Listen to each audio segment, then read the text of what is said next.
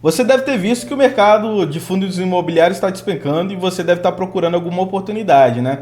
E você sabia que o VISC11, que é um dos maiores fundos de shopping, está sendo negociado abaixo do seu valor patrimonial? Mas será que isso é um sinal de oportunidade ou uma armadilha oculta do mercado? No final desse vídeo você terá a resposta completa e ao longo do caminho vou revelar um detalhe sobre o preço-alvo que você não deve ignorar. E se você está chegando agora nesse canal, eu sou Vitor Valério, médico, investidor e analista CNPI. E se você não sabe o que é analista CNPI, vou deixar aí embaixo o link que eu falei sobre isso em um vídeo eu expliquei com mais detalhes. E antes de a gente começar o vídeo, como eu tinha avisado já nesse vídeo que eu deixei embaixo, eu tenho que fazer alguns avisos agora como analista CNPI.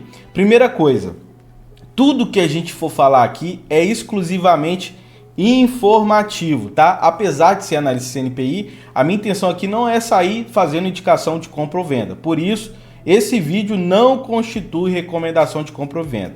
A minha intenção aqui é trazer informações para você decidir se faz sentido ou não você investir nesse ativo aqui, tá? Outra coisa, eu tenho que avisar que eu tenho o VISC11 na minha carteira, mas atenção, isso aqui eu comprei lá no início quando eu comecei a investir em 2016. Não quer dizer que eu estou comprando nesse momento, tá bom?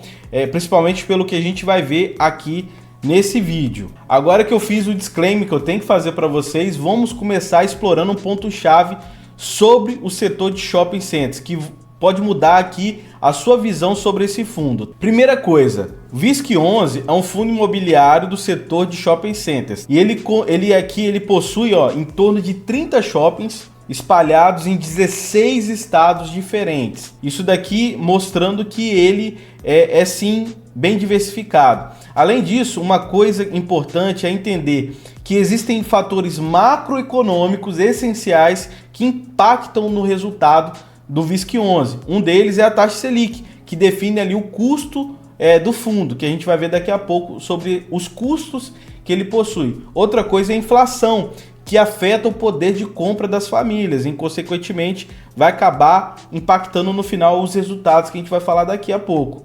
Outra coisa é o consumo próprio aqui das famílias, que é fundamental para o desempenho do portfólio. E você pode estar se perguntando, como esses fatores influenciam o rendimento mensal do fundo? Vou te mostrar isso na análise de resultados daqui a pouco, mas antes vamos entender o que é ABL, o que é NOI e que são esses termos que são essenciais para você entender o resultado de um fundo imobiliário de shopping, tá? Então, tá aqui na tela o que eu estava falando. Primeiro termo que surge aqui é sobre esse ABL, né? Que esse fundo possui 288 mil metros quadrados de ABL própria. E aí, a primeira pergunta, o que é esse tal de ABL, né? Então imagine que o fundo imobiliário é dono de um shopping, tá bom? E dentro do shopping há várias lojas, como você já sabe, e quiosques também, até vagas de estacionamento, tá bom? Então o que é ABL? É o espaço que gera aluguel para esse fundo. Então é todo espaço aqui que esse fundo possui para poder alugar e ganhar dinheiro. Então por exemplo, não quer dizer que é do VISC11. Se um shopping tem 10 mil metros quadrados de área que pode ser alugada, esse número é o ABL. Se o fundo tem vários imóveis, o ABL se torna aí a soma das áreas locáveis. E aqui a gente está falando que o fundo imobiliário VISC11 possui 30 shoppings em 16 áreas diferentes. Outra coisa, por que é importante saber o que é esse ABL? Quanto maior esse ABL, mais espaço tem para alugar, concorda? E se eu tenho mais espaço, isso significa mais receita. Então, e no final, se eu tenho mais receita, vai ter mais dinheiro para distribuir para os acionistas. E isso serve para medir a eficiência também do fundo. Você pode comparar a ABL com o número de espaços já alugados. Então a gente vai ver daqui a pouco uma questão de a vacância, ou seja, o quanto vago tem esse fundo, né? Se ele tem ali 1% sem alugar, 2%, ou seja, e se ele tem ali 93%, que é o caso daqui a pouco que a gente vai ver, alugado, e isso a gente fica olhando, porque é um sinal de alerta que a gente vai falar daqui a pouco. Primeira coisa que a gente tem que entender é isso daqui, ó. No relatório, eles colocam essas informações que estão aparecendo aqui na tela. Então, ó, primeira coisa que aparece aqui, qual a localização desse imóvel aqui, ó? Apresentando aqui, ó, Presidente Prudente, São Paulo. Outra coisa, quem é a administradora? A Argo. Então a gente vai ver daqui a pouco a lista de shoppings que existem nesse fundo e a gente vai ver quem administra, porque tem vários administradores de cada shopping desse daqui, tá? A ABL total que possui aqui é 31 mil, né? 108. A inauguração foi em 1990. A ABL a gente já explicou. Agora, sobre a questão da inauguração, por que é importante a gente entender sobre quando que ocorreu a inauguração? Quanto mais antigo é o imóvel, mais manutenção vai ser exigido, né? E quanto mais manutenção, mais despesa, e no final vai sobrar menos dinheiro para os acionistas. Mas também tem um lado bom disso. Se eu tenho um imóvel um pouco mais antigo, ele está mais consolidado naquela área. Então isso pode trazer alguma vantagem. Se as famílias, se as pessoas vão lá frequentemente nesse shopping, a gente vai ter um retorno maior. Então a gente tem ali uma faca de dois gumes, né? Então se ele é mais antigo vai ter mais custos de manutenção, mas ao mesmo tempo, se tiver principalmente aqui num local muito importante, vai estar bem consolidado. Outra coisa, esse stake VISC aqui significa quanto que o VISC 11 possui desse shopping. Porque a gente vai perceber daqui a pouco que tem shoppings que a participação do VISC 11 nesse shopping é pequena. Aqui tem 100%. Então, tudo que vai sair de retorno, de receita, de lucros, vai ser diretamente para o VISC 11, tá? Não vai ser para outras pessoas, para outros donos aqui. Outra coisa, a porcentagem de NOI VISC aqui significa o quanto que representa de NOI dentro do VISC 11. Então, dentro da receita, a gente vai ver aqui, ó, deixa aqui embaixo, ó, o que significa esse NOI. Né? É essa sigla em inglês que basicamente significa o quê? É a receita líquida operacional, tá? Então, é o quanto que o shopping gerou de dinheiro, de aluguel, por exemplo. Também tem a questão ali da parte de receita da garagem, tá? E outras receitas aqui que a gente coloca, descontando os custos operacionais. Então, custo com segurança, custo com limpeza, ou seja, qualquer custo operacional. Então, o NOI é isso, é a receita líquida tirada ali do aluguel, da questão do estacionamento ou qualquer outra receita que ele tenha, tirando os custos. Isso que quer dizer o NOI, tá? Então, esses 13% aqui de NOI significa que do NOI total do VISC 11, 13% vem desse shopping aqui, tá? Outra coisa, tá aqui todos os shoppings. Então, ó, a participação aqui do VISC 11 é 100% nesse shopping. No Porto Velho, 49%. Isso representa aí 9% do NOI do VISC 11. O Campinas Shopping, o VISC 11 tem 55% e representa 8% do NOI aqui do VISC 11.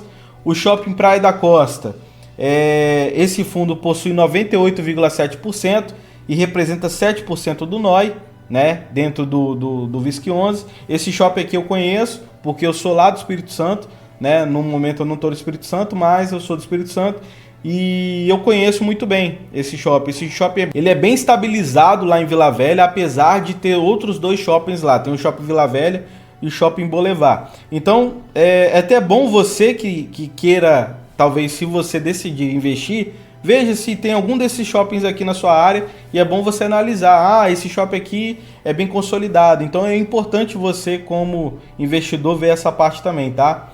Temos aqui esse Shopping Granja Viana, que é em São Paulo. O VISC 11 tem 49% desse shopping e 7% do NOI. Esse shopping representa 7% do NOI do VISC 11. O Pantanal Shopping fica em Cuiabá. O VISC 11 tem 23%, mais ou menos. E esse shopping representa 6% do NOI do VISC 11. Esse aqui já fica lá no Ceará. Tem mais ou menos aí 100% desse shopping aqui também, igual aquele primeiro que a gente viu, e representa 6% do NOI do VISC 11. Já esse aqui é de Curitiba, lá no Paraná, vai ter 35% desse shopping e representa 5% da receita, pegando a receita e descontando os custos. Tem esses outros aí que, se você quiser, tira um print, ó, tem um peso menor.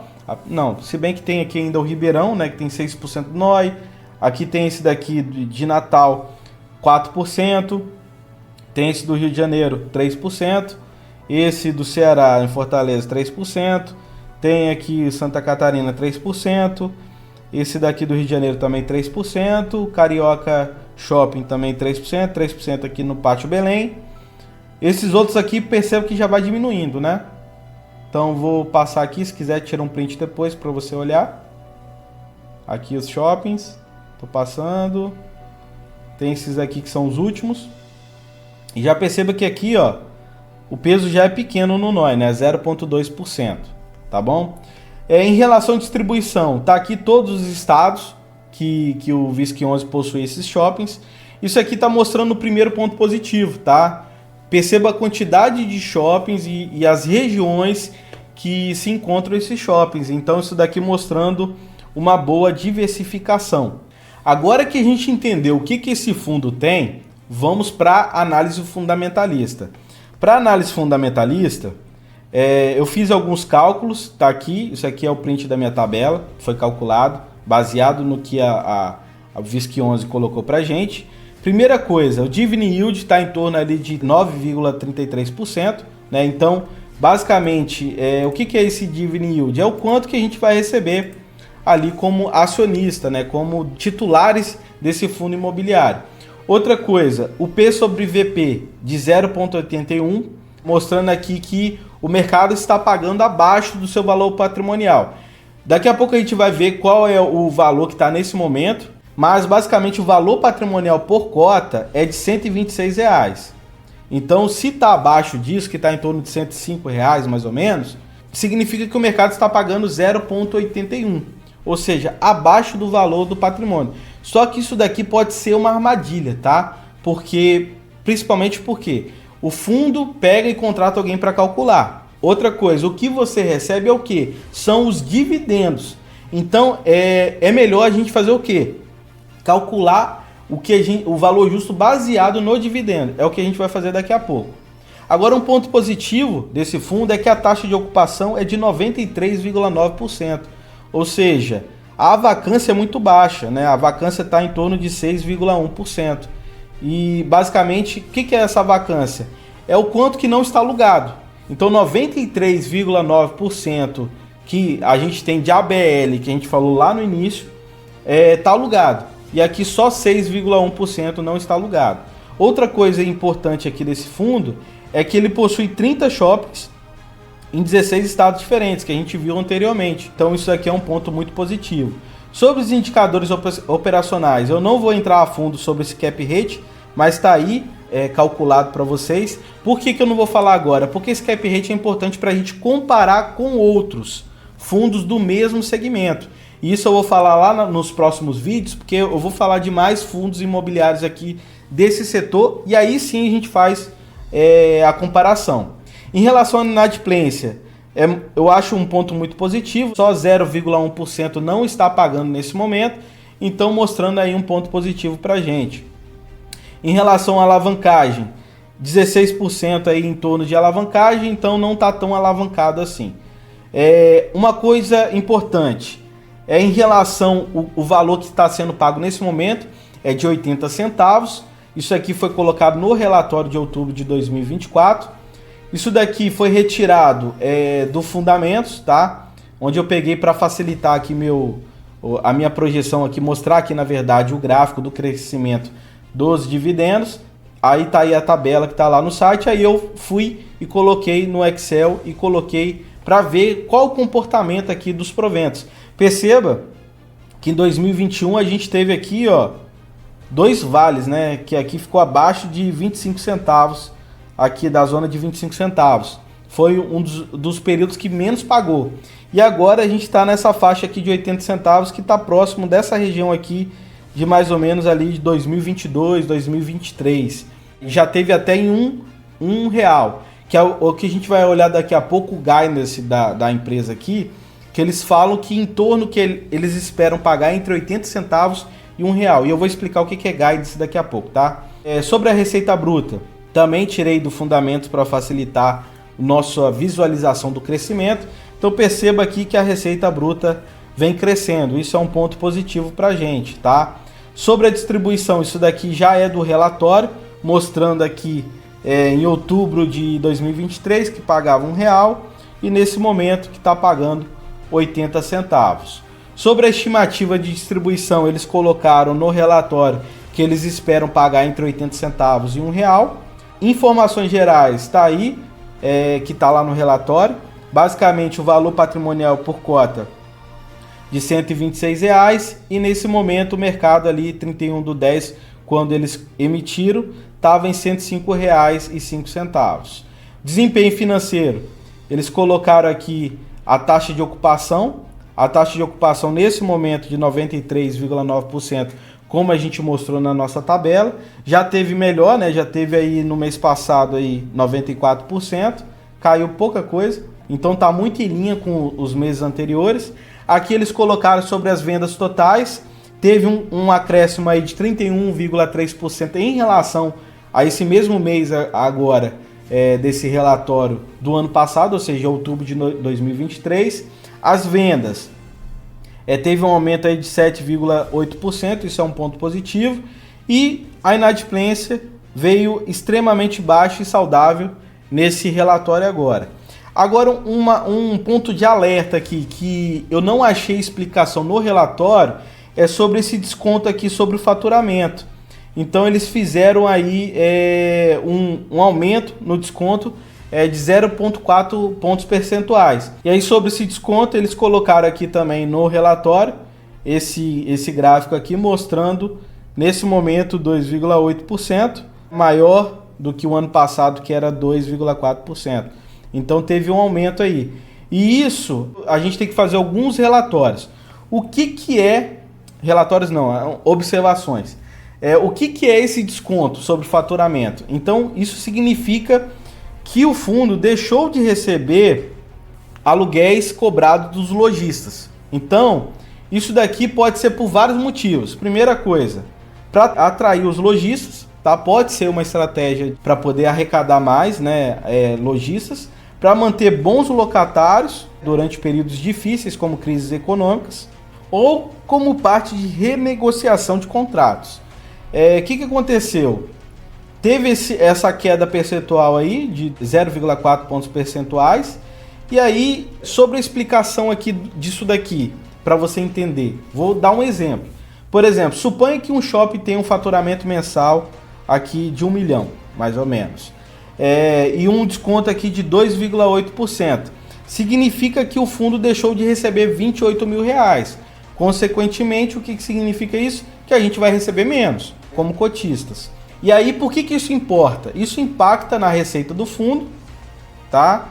E isso pode ser um indicador de saúde do mercado. Porque aumento no desconto pode ser um sinal de que os lojistas estão enfrentando dificuldades, como vendas fracas ou aumento nos custos.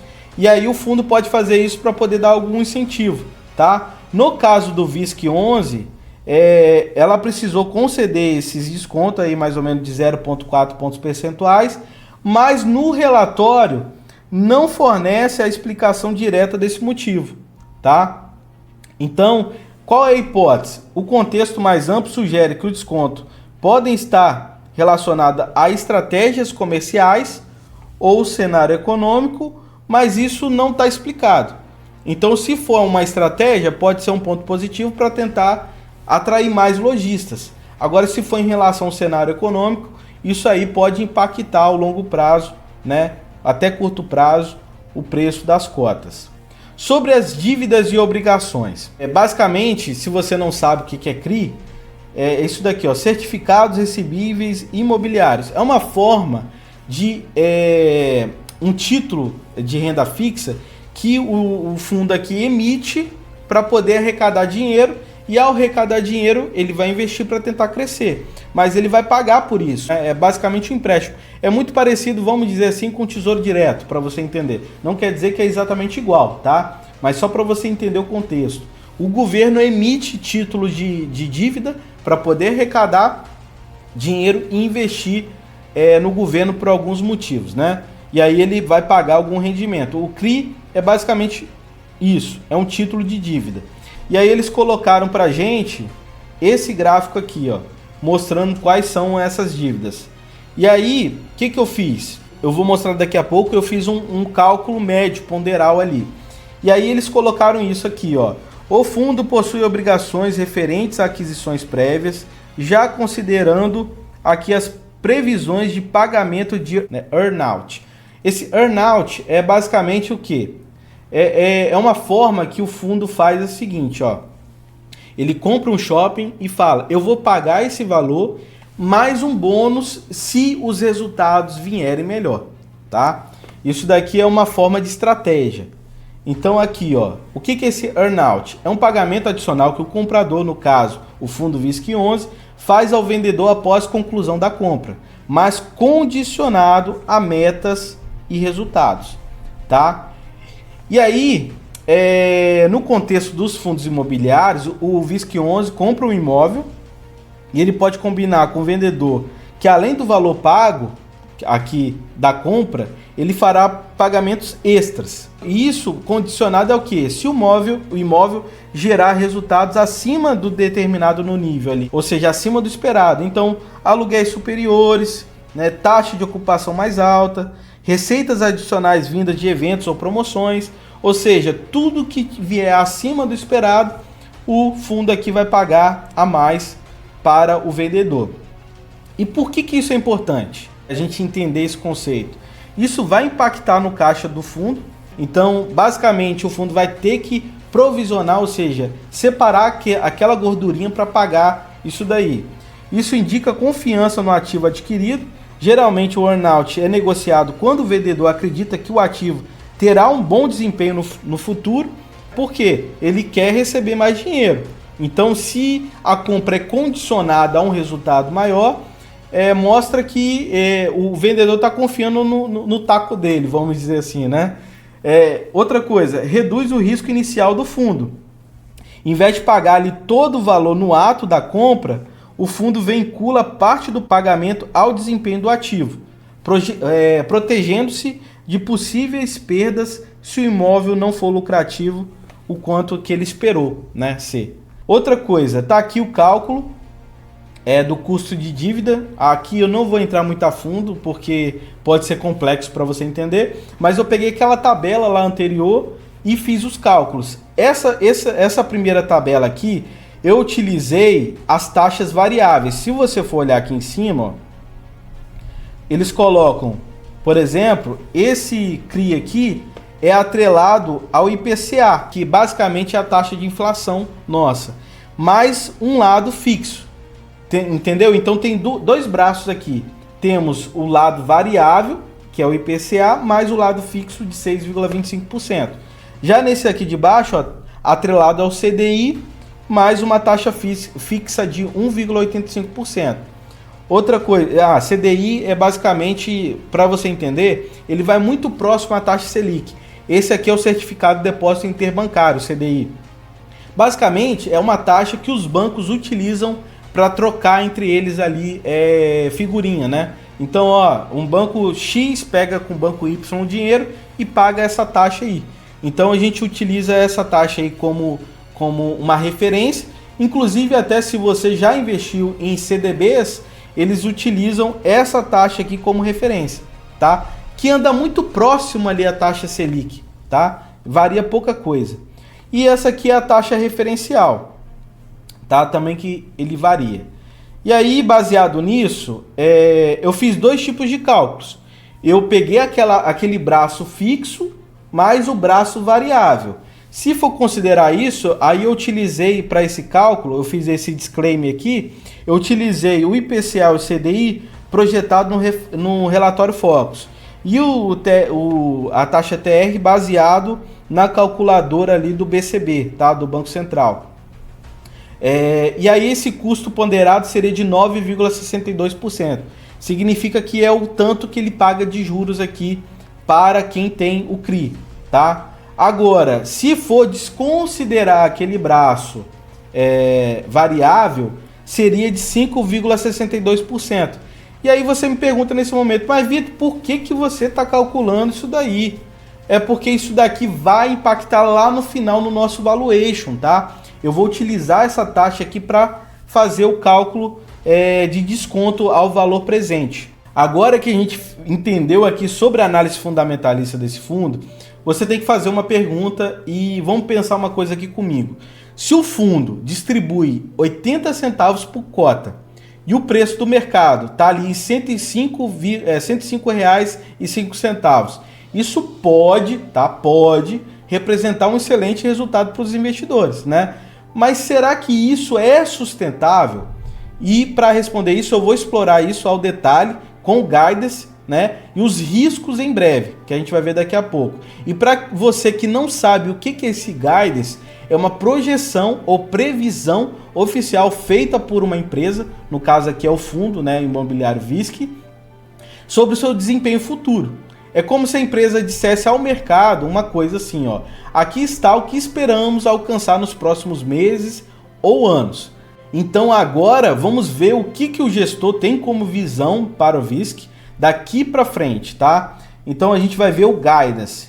Eles colocaram no guidance, no relatório deles, que a gestora estima rendimentos de 80 centavos a R$1. Isso daqui vai impactar no final lá no nosso valuation. Isso até dezembro de 2024, sustentados aqui pelo crescimento nas vendas por metro quadrado e pela recuperação econômica. Outra coisa que eles colocam que a taxa de ocupação tem sido mantido estável, contribuindo para a consistência dos resultados. E aí o que eles colocaram aqui? Que teve um crescimento da receita sustentado por aumento nas vendas por metro quadrado e recuperação econômica. Eles colocaram aqui o potencial do NOI. Lembra que eu expliquei lá no início o que é NOI? Que é o resultado ali tirado dos custos operacionais. E aí é representado principalmente por ativos de São Paulo, 32%, Rio de Janeiro 14% e do Ceará ali de 10%. Sobre o cenário econômico, eles comentaram sobre essa questão da taxa de juros alta, que teve elevação de juros real ali no Brasil de mais de 8,5%, o impacto também da política monetária contracionista. Lembra o seguinte, uma explicação básica, quando o governo quer aquecer a economia, o que eles fazem? Eles reduzem a taxa básica de juros, tá? Por que eles abaixam essa taxa básica de juros? Isso vai mostrar que o dinheiro vai ficar mais barato. Se a taxa básica de juros está baixa, significa o seguinte, o dinheiro está barato e aí as pessoas também vão deixar de investir em títulos públicos para poder investir no seu negócio, para ter um rendimento maior. Porque não faz sentido, se a taxa básica está muito baixa, você ficar colocando ali e você vai querer procurar mais rendimentos, tá? Agora, se o governo quer esfriar a economia, o que eles fazem? Aumenta a taxa básica de juros. E quando que eles querem frear a economia? Quando o IPCA está aumentando demais, ou seja, quando a inflação está subindo demais, a intenção aqui nossa é frear um pouco, ou seja, tirar um pouco o dinheiro do mercado, porque o que impacta na inflação? Basicamente é a questão do consumo, né? Então aqui a gente falando de demanda versus a oferta. Ou seja, se eu tenho muito dinheiro na mão das pessoas, se o dinheiro está muito barato, eu tenho alta demanda. Mas se eu tenho baixa oferta, o que acontece? A inflação sobe, tá? Então, isso aqui que significa isso? A questão da política monetária contracionista. Outra coisa, o impacto do dólar também. Acabou impactando aqui no fundo. Expectativa de desvalorização do real devido a fatores internacionais, incluindo aqui as eleições americanas que já passou, né? A gente já viu quem ganhou, e as políticas comerciais. Então, basicamente aqui, se tiver investidor lá de fora, né, investindo aqui, o que ele vai fazer? Vamos dizer que ele está com medo, ele quer tirar o dólar, vende isso daqui para comprar o dólar de novo e tirar o dinheiro aí do país, tá bom? Agora que a gente entendeu qual é a perspectiva para o fundo, né, no futuro, a gente tem que fazer um seguinte raciocínio. O que acontece se a taxa de ocupação cair ou a inadimplência aumentar? Segure essa pergunta porque vamos entrar nos riscos e oportunidades onde tudo se conecta e aí vai responder essa pergunta pra gente. Outra coisa que você deve estar curioso, qual que é o preço justo de VISC11, Vitor? Ó, antes de responder essa pergunta, se você está gostando dessa análise completa, deixa o seu like agora. É o seu apoio que mantém esse conteúdo gratuito e exclusivo aqui no canal. Informações como essa são raras no YouTube e podem ser retiradas do ar a qualquer momento, tá? Não perca a chance de mostrar que valoriza essas análises como essa, porque assim motiva a gente continuar aqui a gravar. Agora que você deixou o seu like aí, então vamos lá para a tabela de valuation, tá?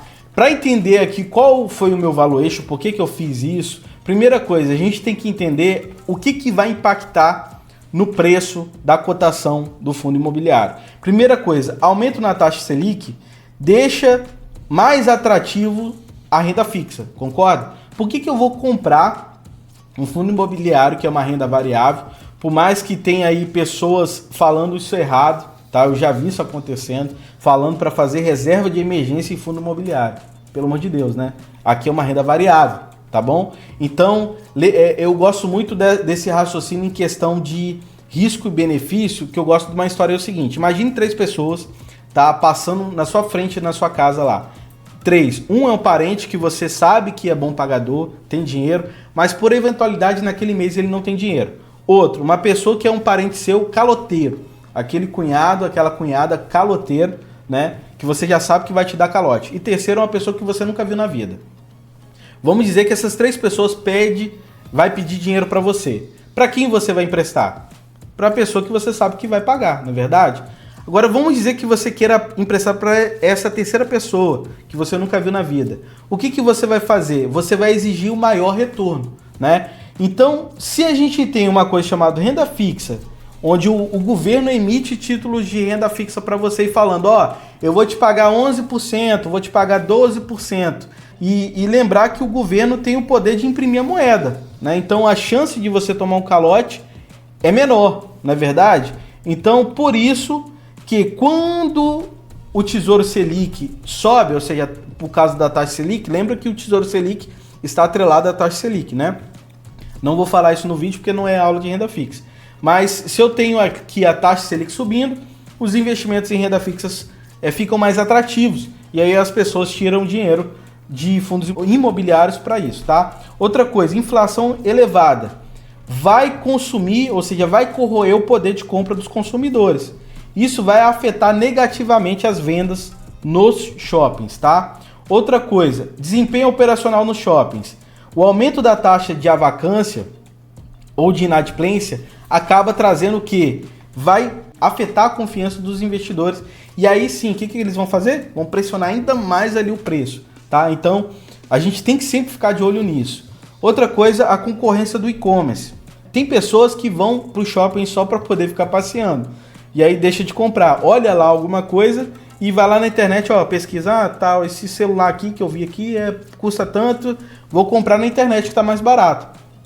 Então isso é um desafio para os shoppings físicos.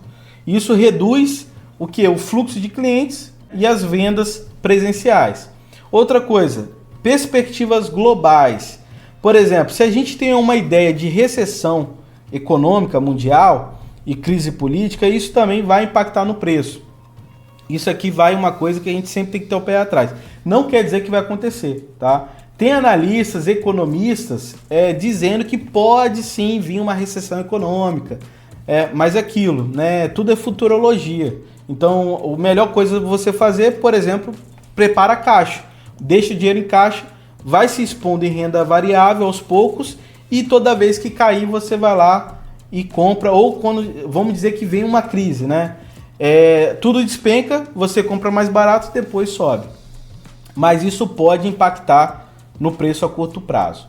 Outra coisa que eu tenho que avisar sobre as premissas de valuation aí você fala, meu Deus, Vitor, meu Deus do céu, Olha o tanto de coisa que tá na tela, Vitor. Calma, como eu tinha avisado no vídeo anterior, toda vez que eu gravar sobre algum ativo, eu tenho que mandar um relatório para a PMEC. Então isso daqui já tá numa estrutura de relatório para mandar para eles, tá? Se você quiser, tira um print aí do que eu utilizei para valuation. Como obrigação, eu tenho que avisar para vocês, né? Que eu utilizei a projeção do dividendo, o IGPM, baseado que no relatório Focus, que eles projetam isso para o ano que vem, 4%. E também utilizei a taxa de desconto de 13,4%. Essa taxa de desconto tá aí toda a explicação, né, que eu utilizei para calcular isso, mas assim, não precisa de ficar se preocupando, tá? Se quiser, olha aí, é porque eu sou obrigado a falar, tá bom? Mas não fica descabelando, puxando os cabelos aí porque você não entendeu. Aqui tá o relatório Focus, tá? Onde eles projetaram o PIB aqui, ó, pro ano que vem de 1,93%. A projeção para o IGPM é de 4%, então tá aqui a explicação do porquê que eu projetei 4%, e tá aqui o valuation que vocês queriam, né? Vocês adoram isso daqui, né? O preço justo, para mim, então tá aqui o aviso, ó, baseado no modelo de dividendos, tá? As minhas premissas, e segundo as minhas premissas, não é segundas não, é segundo as minhas premissas, o ativo VISC11 nesse momento está bem precificado, tá? Não acho que está descontado não, e também não acho que está caro. Nesse momento o mercado está sendo efetivo. E aí, agora que a gente entendeu o preço justo aqui desse fundo, a gente tem que fazer uma pergunta importante. Tem coisas que a gente tem que olhar, tá? Não é para sair fechando o vídeo só porque eu falei o valor justo aqui, não. A gente tem que fazer o seguinte questionamento: e se o mercado reagir de forma inesperada, será que o preço-alvo de R$ 106,20 pode ser ultrapassado? Ou pior, pode jogar lá para baixo e despencar abaixo disso e ficar descontado e você, vamos dizer que você está com esse preço médio, perder dinheiro? Vamos mergulhar nos riscos e oportunidades para responder essa pergunta, tá? E a pergunta que surge agora é: o que precisa acontecer no mundo e no próprio mercado de fundo imobiliário para a cotação do VISC11 despencar ou subir em sentido à lua? Para responder essa pergunta, precisamos entender quais são os fatores macroeconômicos e microeconômicos que impactam o VISC11, além do que eu falei ali do valuation, que eu já adiantei algumas delas. Então a gente vai agora para os fatores que impactam o resultado. Primeira coisa, riscos e oportunidades. Os shoppings aqui pra gente, eu considero que foi bem localizado, existe ali uma boa diversificação em regiões economicamente fortes e possui ocupação e gestão eficiente até o presente momento. Em relação aos riscos, vamos pensar o seguinte: fatores macroeconômicos. Já falei sobre a taxa Selic, se aumenta, vai impactar não só, eu já tinha falado em relação ao consumo, mas também vai impactar no custo do capital, né, para expansão. Como eu falei anteriormente, possui ali os CRIs atrelado, por exemplo, ao CDI. Se a Selic sobe, o CDI também sobe e, consequentemente, se a taxa básica de juros, tudo sobe. No final também, os títulos de renda fixa também vão subir, tá? A inflação vai impactar no poder de compra dos consumidores, como a gente já falou, né? O crescimento do PIB também vai impactar. A taxa de desemprego também vai impactar na questão do consumo. Condições econômicas e globais também pode ter ali uma possível desaceleração global ou uma recessão aqui econômica pode impactar também, tá? Em relação à microeconômica, localização e perfil dos shoppings, nesse momento está ok, porque eles estão em áreas importantes. A vacância e inadimplência, se aumenta, impacta o preço no final. Gestão de ativos e custos operacionais, se os custos aumentarem e o mercado perceber isso, o que vai acontecer? Vai também jogar o preço lá para baixo. Estratégia de marketing e atração de clientes, se não for eficiente, também vai impactar, porque eu vou ter menos venda para o lojista, né? E aí isso é um impacto para o fundo.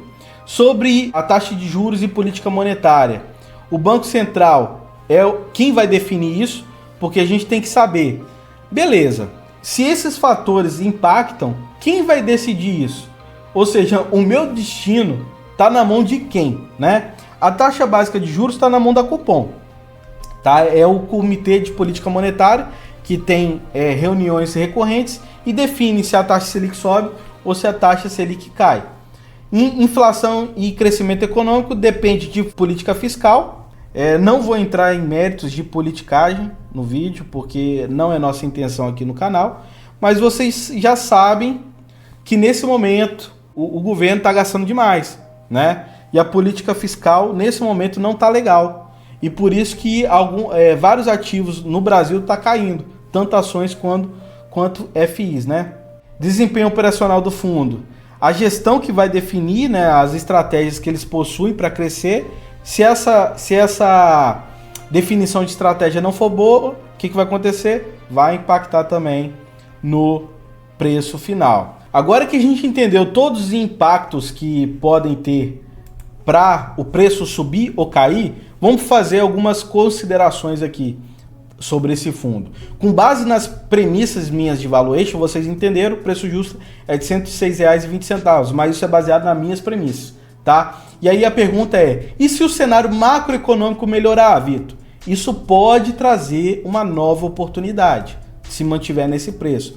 Por isso, você tem que estar atento a isso, se você tem interesse nesse fundo imobiliário. E outra coisa, eu tenho que deixar aqui avisado, como analista CNPI, eu tenho essa obrigação, que eu não vou acompanhar esse fundo imobiliário aqui, gravar vídeos aqui no canal aberto, tá? Quando eu criar a área de membros, eu devo incluir na lista de ativos para monitorar, porque eu considero sim um fundo imobiliário bom, tá bom? Então, e aí, gostou da análise? Agora imagine entender como os shoppings estão resistindo ao e-commerce, ou como as taxas de juros podem criar oportunidades únicas nos fundos imobiliários. Esses são os temas que já estou preparando aqui para os próximos vídeos. Então, por isso, deixa seu like, inscreva-se no canal, ative o sininho das notificações, não deixa essas oportunidades passarem, tá bom? Porque aqui no canal eu estou falando o que o mercado não costuma vir trazer para vocês e eu estou fazendo aqui, mostrando